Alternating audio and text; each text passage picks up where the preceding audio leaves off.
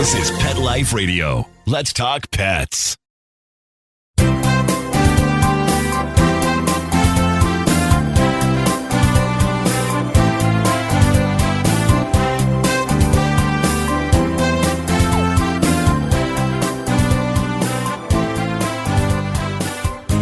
And good morning, or just about good afternoon in some places. In the East, it's afternoon. You're here live with Dr. Jeff Werber, your host for the next 30 minutes here on Pet Life Radio's Ask the Vets with Dr. Jeff. We're here for you. We're here for your pets. And we're here to have some fun and just, maybe educate you a little bit. And, all those burning questions that you had about your pets, something you brought them in. If you finally could get an appointment, of course, you call a vet and say, yeah, we could see you. How's January? We hear a lot of that. Or you get to sit in your car for several hours. None of that's very much fun. So anyway, now's your chance to use, in essence, telemedicine at its finest. It's live, it's video chat, just like our AirVet. You can do it and just talk to your veterinarian or a veterinarian 24/7. And that's kind of the new wave. That's what's happening now in the industry because it's hard to get into your vet hospital. We know that. People complain that they'll see me and they have to wait for an hour. I said, an hour?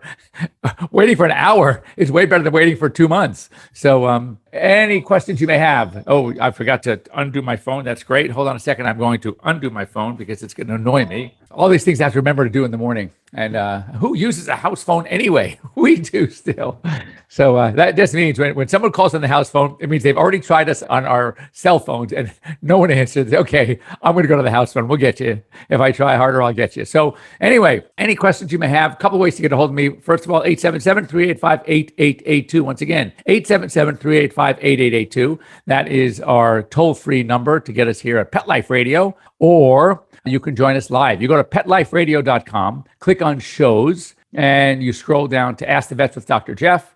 And you can just click on the link that we left there for you, and you can join us here live. And of course, those of you on my IG Live, Instagram Live, we can wave to you, which I'm going to do. But also, if you have any questions, now's the time. You can just go ahead and ask them. And it's really hard to see with the scrolling. So if you really want to get to something, it might be better for you to do the Pet Life Radio. Last week, I was able to do it because I was only watching my Instagram live screen because we were not live on Pet Life. But today, live on Pet Life Radio, my face is right here and a little bit over here as well. So as you know, while I wait for some burning questions, and I'm kind of trying to keep an eye on both, I saw some stories in the news, Veterinary News, AVMA Smart Brief, and the AHA News Stat. And I got to tell you, this one was really, really cool.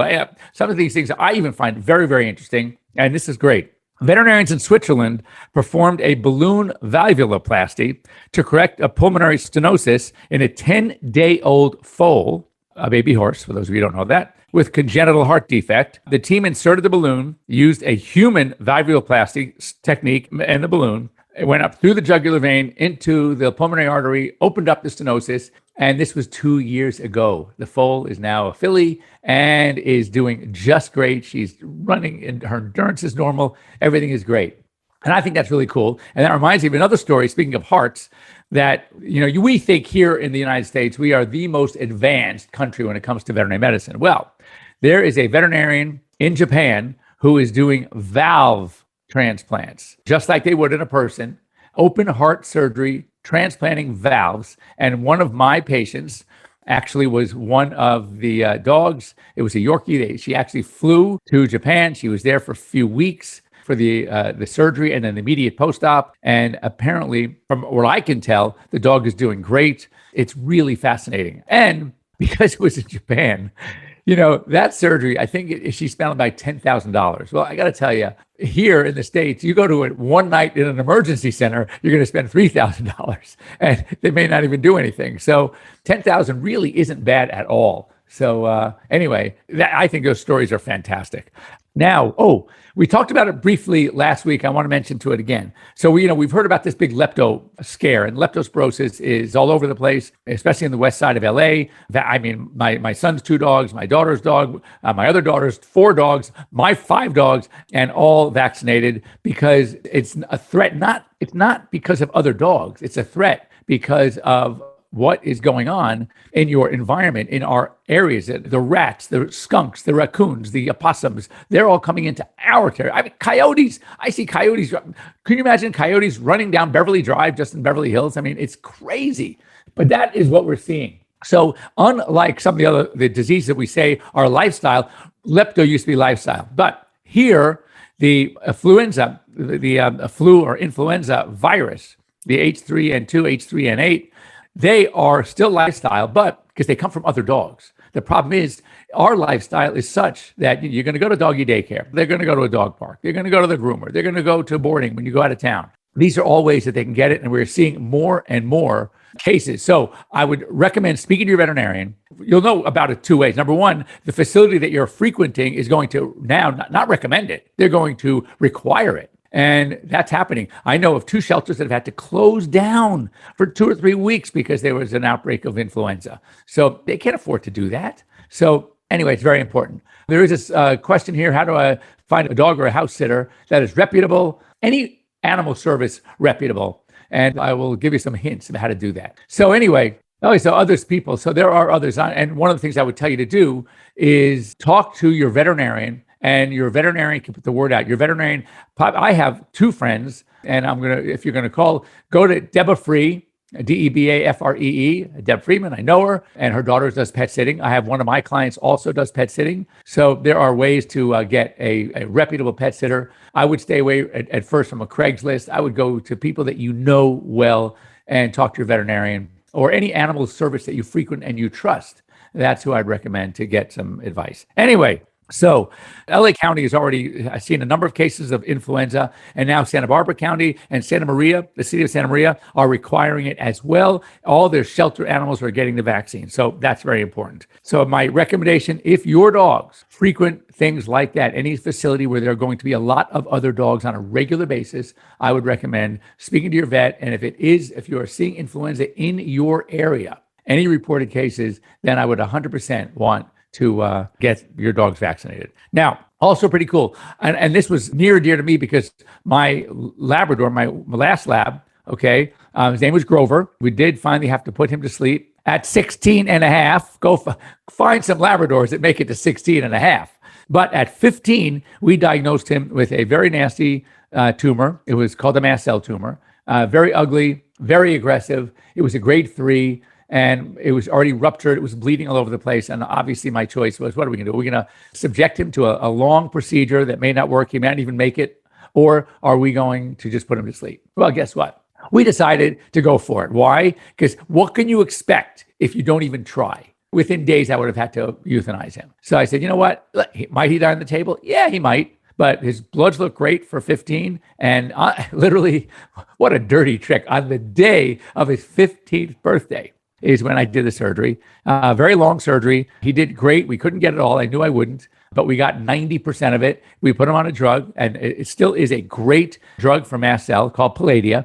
And that little boy went to another 1.5 years, which was amazing. Anyway, a new drug, which has shown a lot of promise, is, and I got to get the name straight because it's a weird name, Stelfonta. It's made by Virbac, which is a pretty reputable veterinary company. And it is great against mast cell tumors. What they do is they inject this Stelfonta directly in the tumor. It sets up a huge inflammatory response. And then the dog's own immune system comes in to attack, and it attacks the mast cells. And it's shown a lot of great promise. And anyway, so we're going to keep an eye out. Stelfonta.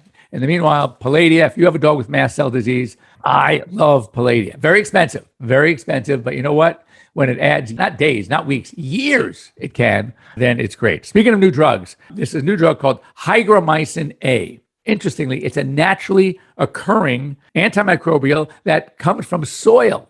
Hygromycin A. And they found that it attacks spirochetes. One such spirochete type of bacteria is Borrelia burgdorferi, which means nothing to you except it does when you hear the disease it causes, Lyme disease.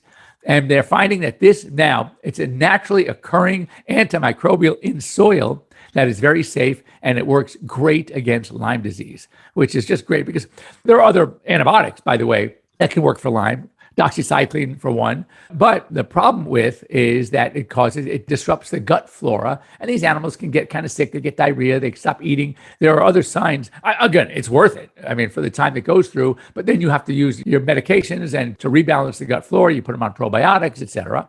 But hygromycin A doesn't do that at all, a little bit, but it's nothing like it. So that might be a new thing. So if you have, anybody, especially if you're in the Northeast and you know people or animals that have Lyme disease, hygromycin A, that's a new thing. I think that's really, really cool. So also, hats off case here, a hats off to, never heard of this place. You've heard of Kentucky, you've heard of, like Louisville, right? But this is Elizabethtown, Kentucky, just passed an ordinance. I like this, banning the sale of dogs and cats in retail stores or any kind of public places. It's the first of its kind in the state of Kentucky. And hopefully more cities and municipalities in Kentucky will join this. It forbids pet shops and other businesses from showcasing, buying, or selling dogs and cats from breeders. So LA has done this years ago, and many, many more states and municipalities are instituting these ordinances, which are very, very recommended to keep the pet shops from selling live animals. Interesting. I had worked with a pet shop. I know it's terrible. I worked with a pet shop years ago, and I worked with a number of them, and I was taking care of their pets. I mean, look, I basically said, look, while you guys are duking it out, how PC it was to sell pets and these breeders and these terrible breeders, meanwhile, these animals are suffering. So I'm going to take care of them. It had happened to work out in my favor. A, I got the animals taken care of. They were healthy. And B, a lot of these people had no veterinarian. So when I was got into practice, this back in the early 80s, I built a huge practice. And many of those people that now are also very anti-pet shops kick themselves in the butts for having purchased a dog from pet shop instead of adopting, but they are still my clients. It's been over 30 years, 35 years, almost 38 years. So from that perspective, it worked well. However, there was an opportunity. One of the rescues that I worked with, because I've always worked with rescues, came to me and they had an idea. They were trying to, again, stop the pet shop world from selling these pets from these puppy mills. And I totally agreed. So they said, you have one pet shop that I worked with was very high profile in a huge mall. I mean, really high profile.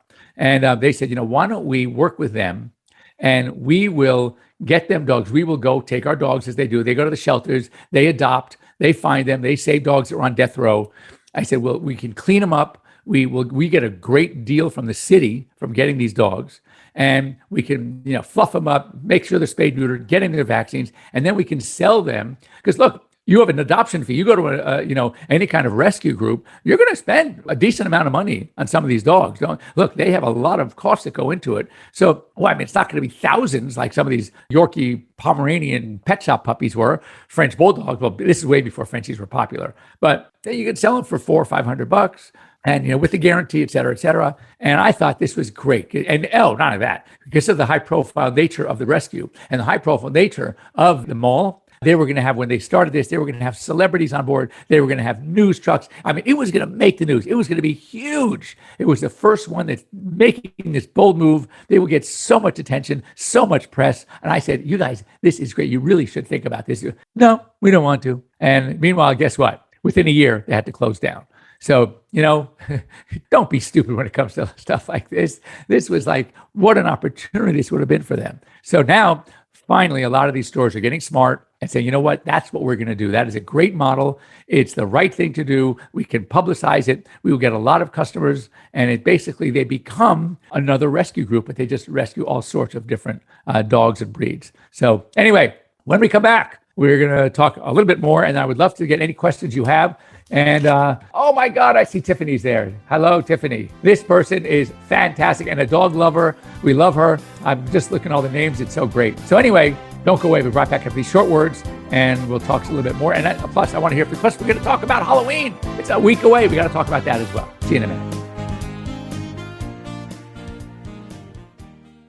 So, I'm always perusing what's going on in the pet world, and I attend all the pet conferences. I came across a company I really like called Carlson Pet Products. It's family owned, very affordable stuff, and they specialize in creating pet safety products to keep your pets, happily protected from the puppy stage all the way through their senior years. And they have tons of products. They have pet pens and folded elevated pet beds. They have crates, pet gates, etc. And I love their portable pens. First of all, they're very lightweight. You can fold them up. They have a little carry bag for storing. So they're really so convenient for you to use. You can use them for at home, you can use for traveling, or let's say you're just heading someplace down the street and you want to keep them protected. I think it's great. So the pet pens come in two sizes. You have a 6-panel and an 8-panel. And so basically you get ample room to explore, and you can add also an attachable canopy so it creates like a shaded area to protect them from the sun.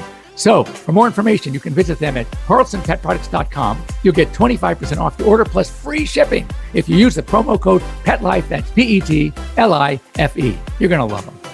How many of you have pets? My hand's raised. Now think about how lucky you are to have such a sweet little pet in your life, and that pet is lucky to have you too. But unfortunately, there are countless pets out there that don't have a home to call their own. However, Bob's from Skechers is trying to change that. So we developed Bob's for dogs and cats to help pets in need. With every purchase of adorable Bob's footwear or fun, stylish apparel, or even the cutest Bob's pet accessories, Skechers makes a donation to Petco Love to help save shelter pets. And with your help, we've already saved the lives of over 1 million pets and raised over $7 million.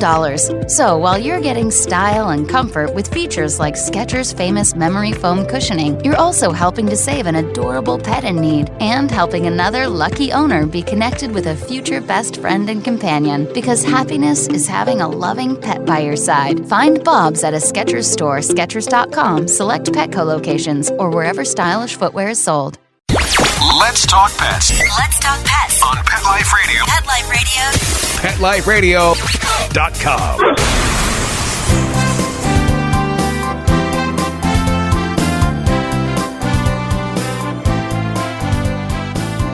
All right. Welcome. We're back here live on Pet Life Radio's Ask the Vets with Dr. Jeff. And there was another story that I thought was really cool. I wish I had an answer to it because I don't. So there was a story that there's an island off the coast of Spain, it's part of Spain, called La Palma Island, and had a volcano erupted on the island. People live on the island, of course, and there was a house they saw from overhead and from helicopters. They weren't allowing any helicopters to land. They were doing drones flying over.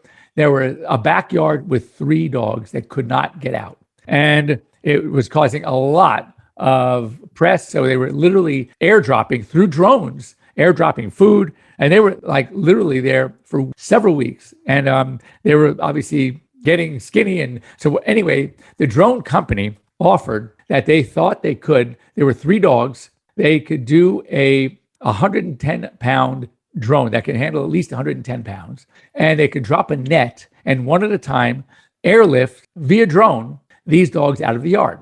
So they got a lot of support. They got money. Everything was a go. And all of a sudden they go get the dogs the day of and the drone is flying around and the yard is empty. They can't find the dogs. And they said, that's really weird. They were following these dogs, monitoring them on a regular basis. All of a sudden they were gone. So as they're flying, the drone is going lower, deeper into the yard, covered by lava, all around. And they saw so this day rescue. First of all, they noticed footprints, like human, footprints in some of the molten lava. Obviously, it wasn't so hot anymore. And they saw a sign that said, "The dogs are fine." And it was signed the A-Team. So if you guys remember back, the A-Team. So anyway, someone came to the rescue and they somehow marched through. And even though they weren't supposed to or couldn't or didn't, but they did. And they saved those dogs. I thought that was really, really cool. And another feel-good story, as we are still deep in the COVID, there were stories about zoos giving vaccines to a zillion animals that are like the big cats and the primates that are subjected to COVID-19. They were getting vaccines. Pfizer, Zoetis was making some vaccines and donating. So I thought that was really nice. So anyway, the shelters remember we talked about this, that the fear was that we were going to be losing a lot of these animals that were being adopted. They were going to be going back into the shelters. Once people got their lives back together, started going back to work, and they realized that they really didn't have the time anymore. So it was anticipated. It started happening to some degree. But interestingly, now that it's been going on for a while, they have found less and less animals are being brought back into shelters. People are making adjustments, whatever the adjustments they have made. And overall, they are now getting this great feel-good feeling that a lot of these pandemic pups, they call them, or just pandemic animals that were rescued, did find forever homes. And that's really, really cool. All right, I have a couple of minutes left talking about Halloween. I was going to do again next week, which is actually the day of, because trick-or-treating is that night. So first of all, be smart. A lot of kids coming to a door, a lot of dogs freaking out with doorbells being rung all the time. So if you have a dog that is a little anxious like that, put them in a different part of the house. Just don't let them be subjected to that. And also understand one thing. Dogs can actually grow up in a household with kids, and they know kids. And all of a sudden, people coming to the door and the kids are in some sort of costume, they don't look like your typical kids. And dogs actually are able to facially recognize. They see and know what we and everyone in the house looks like. And so it's very important to understand that you need to be very careful with that as well. Candy, first of all, we know about xylitol. So people think they're doing the right thing and giving these kids artificially sweetened candy. Is not much sugar, but the xylitol could kill a dog. So be really, really careful. Chocolate, as I said, if you eat enough of it, or we eat enough of it, we get fat. They eat enough of it, they can actually get sick. So be really, really careful with chocolate, and understand dogs don't really care about wrappers. You know that if they want to eat something, they're eating it. That smell comes right through the wrapper. Their noses are literally 250 times what we have. They have 250,000 olfactory receptors. 250 million. We have 5 million. So they have like 50 times what we have. So they can smell right through that wrapper. So they're going to eat everything, including the wrapper. Understand that. A lot of things that are too fatty, they're going to be having issues with that. We have to be careful about that as well. Now, how about dressing your costume? My feelings about this, I don't think it's a great idea. If you're going to do so, put the costume on first. Make sure that it's not really affecting their motion, their movement. Make sure it's not like cutting under their arms and their legs and causing a sore. We don't want it to impede their vision. Dog's vision is bad enough. It's not their best sense. Their nose is their best sense. Their hearing is pretty damn good. Their taste is pretty good. Their vision is not so great. So if you already have something that's covering their faces, they already are not seeing well. It's nighttime when they're going out trick-or-treating. Already coming at them are these very strange looking creatures, right? They're little kids dressed up in costume, but to the dog, they're strange looking. And now you're going to somehow partially occlude their vision. That is a recipe for aggression and for biting. So we don't want to do that either. So the goal is, you know your dogs. If your dogs are really well socialized, have done this before, you have costumes that fit them, they don't mind them, they're happy, then by all means, have fun. But if you have a dog you know that gets a little bit anxious and goes nuts when the doorbell rings, you have to hold back when someone comes to the door, I would not recommend keeping that dog in the main part of the house where they have access to that door. So generally have fun, keep the bad treats, save them for me. I'll give you my address after the show. I tell you exactly where to send the chocolates. My favorites, I love Snickers, Mounds, M&M, peanut M&Ms. Oh my God. So anytime, just send them my way. All right. That's all we have time for today. Thanks for joining me here on Pet Life Radio. It was Ask the Vets with Dr. Jeff. Again, if you have any questions, any subject matter you want me to talk about, send to Dr. Jeff, Dr. Jeff, right, at PetLifeRadio.com. Or you could do Jeff at airvet.com. But get me Pet Life Radio. I love to talk about these things here on Pet Life Radio. I know many of you will learn from other people's questions and problems. And I can only guarantee that by doing this as long as I have, that whenever I get any of these questions, there are many of you out there that are listening, that are afraid to ask, that have had the same issues with their pets and can learn a lot from my answers. So anyway, have a great week, everybody. We'll see you next week. Same bat time, same bat channel here on Pet Life Radio's Ask the Vets with Dr. Jeff, 9 a.m. in the West, noon in the East, and wherever in between. Have a wonderful week. Hope I can hear from you and help you out as best I can whenever I can.